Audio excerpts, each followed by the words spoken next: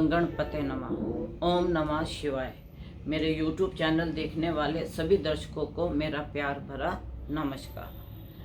आज मैं आपको 16 जनवरी को मंगल जो है वह धनु राशि में प्रवेश करेंगे। अभी तक वह वृश्चिक राशि में थे, अब वह धनु राशि में प्रवेश करेंगे।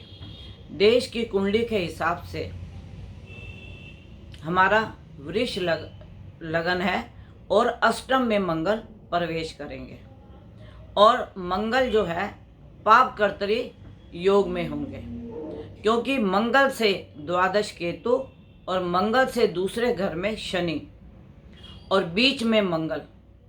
तो इससे क्या होगा कि मंगल पाप कर्तरी योग और नक्षत्र गंडमूल का, तो इससे जो मंगल की दृष्टि पड़ेगी 12वें भाव पे, यह हमारे देश के बॉर्डर पे, देश की सेना पे और पुलिस बल पे कुछ घटनाएं होने की संभावनाएं लगती हैं। मंगल का अष्टम में होना, अष्टम घर गुप्त गतिविधियों का होता है। कुछ छुपे हुए राज सामने आने का होता है और मंगल फिर दंगल ना करे तो फिर वह मंगल नहीं। और गंडमूल के नक्षत्र में और पाप कर्तरी योग में मंगल का पाप और भी ज्यादा बढ़ जाता है। और मंगल जब तक मेष राशि में नहीं आएंगे तो वह जिस भी राशि में है वहां पे कंफर्टेबल नहीं है और वहां पे उनके जो कार्य हैं वह शुभ नहीं होंगे। अब मंगल का अगर हम काल पुरुष की कुंडली से देखते हैं तो मंगल नवम भाव में आता है, धर्म के भाव में आता है, उसके अंदर भी पाप कर्तरी योग है। काल पुरुष से अष्टम में केतु और नवम में मंगल और दसम में शनि। तो मंगल पाप कर्तरी योग में धर्म के स्थान में भी आ रहा है।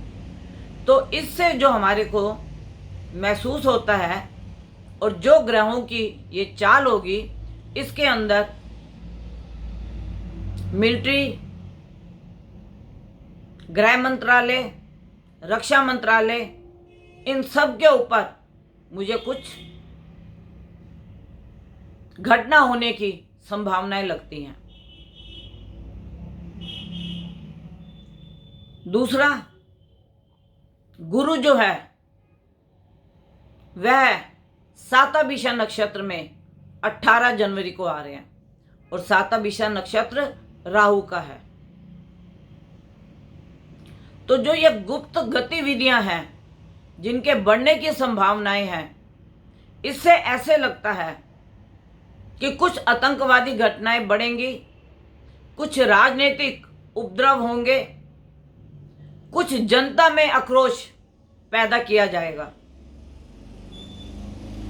मैंने अक्टूबर नवंबर, आप अखंड मंथन में चले जाइए, मेरे YouTube चैनल पे चले जाइए, उस पे मैंने साफ स्पष्ट कहा था कि हमें अपने प्रधानमंत्री जी की रक्षा को बढ़ाना चाहिए। उनकी रक्षा में कोई चूक हो सकता है, कोई दुर्घटना हो सकती है, कोई भी कुछ संभावना जो मुझे लग रही थी वो मैं अक्टूबर नवंबर से अपनी पिछली वीडियोस में कहती आई हूं और वह पंजाब में घटना घट गई। और अभी भी मुझे ये एक घटना से कुछ होने वाला नहीं है। अभी भी जो विरोधी दल है वह कुछ ना कुछ खुराफरोशी करेंगे, क्योंकि देश की कुंडली से मंगल अष्टम भाव में है और भारत की जितने भी बॉर्डर हैं उसके ऊपर आतंकवादी घटनाओं की संभावनाएं बढ़ेंगी। और कुछ जो मैंने पिछली वीडियो में बोला था कि आगजनी की संभावनाएं वह भी हुई हैं, गैस रिसाव की भी दुर्घटना हुई है और आगे और भी अगजनी की मुझे संभावनाएं लगती हैं, क्योंकि जब मंगल गंडमूल नक्षत्र में होता है तो मंगल का पाप प्रभाव और भी अधिक हो जाता है, और अष्टम में होने के कारण तो उसका पाप प्रभाव और भी बढ़ जाएगा। और इसके बाद शनि जो है, शनि अस्त हो रहे हैं 19 जनवरी 2022 को, और उदय होंगे 21 मार्च 2022 को। उदय होंगे 21 मार्च 2022 को और अस्त हो रहे हैं 19 जनवरी 22 को। शनि के अस्त होने का भी कुछ मैं आपको बताना चाहती हूँ। जिनको ढैया, साढ़सती या दशा चल रही है और उनके शनि उनको अच्छा फल नहीं दे रहे, तो जब अस्त होंगे तो थोड़ा सा जो उनके ऊपर प्रकोप है वो कम हो जाएगा, क्योंकि जब कोई ग्रह अस्त होता है तो वह अपनी थोड़ी ताकत कम कर देता है, और उदय जब होता है तो फिर वह अपनी उसी चाल में चलता है। इसका मैं आपको एक उदाहरण देती हूँ। सूर्य की गर्मी सब जगह बराबर होती है। जब हम चल रहे होते हैं तो हमें सूर्य की गर्मी का जब बहुत महसूस होता है तो हमें राहत कम मिलती है। जब हम किसी बड़े पेड़ के नीचे आके खड़े होते हैं और हमें छाया मिलती है तो हमें धूप से थोड़ी राहत मिल जाती है। धूप तो अपनी गर्मी नहीं छोड़ता, धूप तो उतने ही डिग्री पे रहेगा, लेकिन जब हम छाया में आ जाते हैं तो हमारे को धूप का प्रकोप से थोड़ी सी राहत मिल जाती है। उसी प्रकार जैसे ही शनि अस्त होंगे तो जिनके ऊपर शनि का प्रकोप चल रहा है, ढैया की वजह से या साढ़सती की वजह से या उनकी दशा की वजह से या अंतर प्रतंतर की वजह से, तो वह प्रकोप थोड़ा कम हो जाएगा उनके अस्त होने से।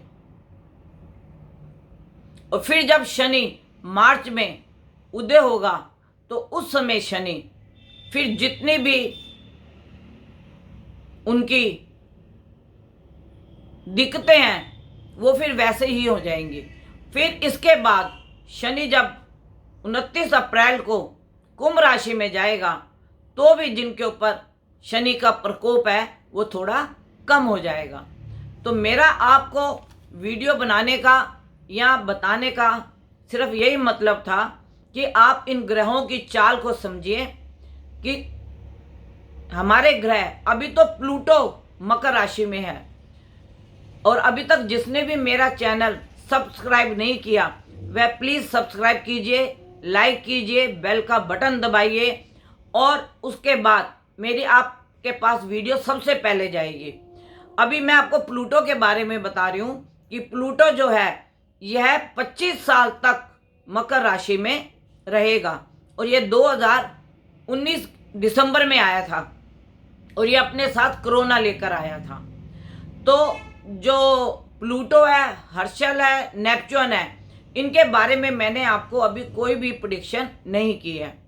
अभी जो मेरी अगली वीडियो आएगी वह हर्षल, नेपच्यून, प्लूटो, इनके बारे में भी आपको बताया जाएगा कि यह किस राशि में बैठ के और क्या प्रभाव हमारे को देंगे, क्योंकि यह एक राशि में 25-25, 40-40 साल के लिए आते हैं, और इसी में ये वक्री होते हैं, इसी में ये मार्गी होते हैं, और इसी में जिनको फल बहुत अच्छा मिलना होता है उनके 20, 25, 30 साल बहुत बढ़िया जाते हैं, और जिनके लिए नेगेटिव होते हैं तो आप ये समझिए कि फिर उनका समय जो होता है थोड़ा मध्यम होता है, उनको उतना लाभ नहीं मिलता।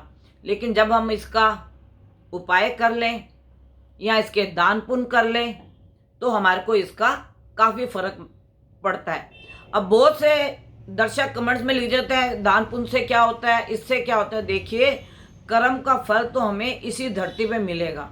जो हम कर्म करेंगे उसका फल हमें मिलेगा। जैसे आतंकवादी ने कोई घटनाएं की, पकड़े गए, तो उसकी सजा उन्हें मिलेगी।